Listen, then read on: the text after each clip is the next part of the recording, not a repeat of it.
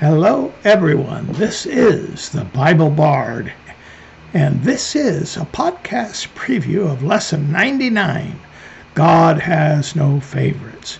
A bard is a storyteller who recites traditional texts associated with a particular oral tradition, and I'm here to recite and to amplify what the literature of the Bible says about who is God and who are human beings.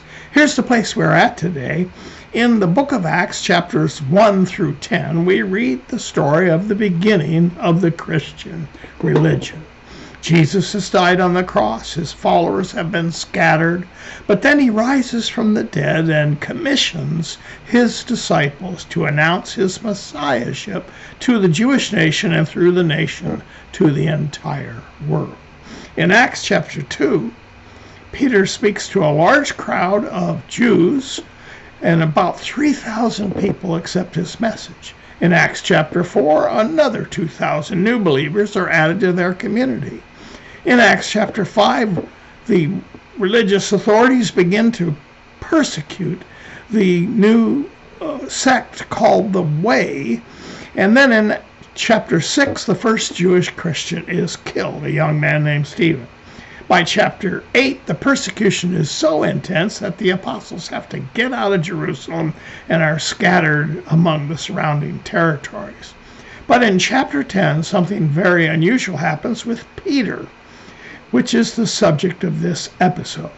Peter does something unexpected that contravenes the Jewish customs of his time. He goes with 3 non-Jews to visit a Roman centurion named Cornelius in the Roman town of Caesarea Maritima on the coast of the Mediterranean Sea. At this time in the story, it is against Jewish religious law for a Jew to associate with or visit a non-Jew or a Gentile. Yet God has spoken to Peter, saying, "Simon, 3 men are looking for you. So get up and go downstairs and do not hesitate to go with them, for I have sent them." Peter's heard this divine command, and he goes with the men. And once he arrives at Cornelius' house, he asks this Italian why he sent for him. The centurion's answer stuns Peter and the other Jews who are with him, and Peter remarks, quote, "I now realize how true it is that God does not show favoritism, but accepts from every nation the one who fears him and does what is right." End quote. This moment marks an important change in which believers in Jesus, who had only been speaking to Jews, begin to tell non-Jews the good news about Jesus Christ.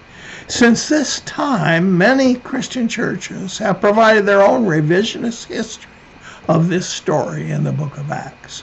But because the Bible Bard focuses on what the Bible says and ignores how churches may revise what the Bible says, the content in this podcast might be shocking to some. Listen to the complete episode at the link provided below. Send the Bible Bard any question or remarks you care to offer to BibleBardUS@gmail.com. Glad to hear from you. And thank you in advance for following and sharing the Bible Bard content on many platforms as listed with links on www.biblebard.org. Until next time, this is the Bible Bard.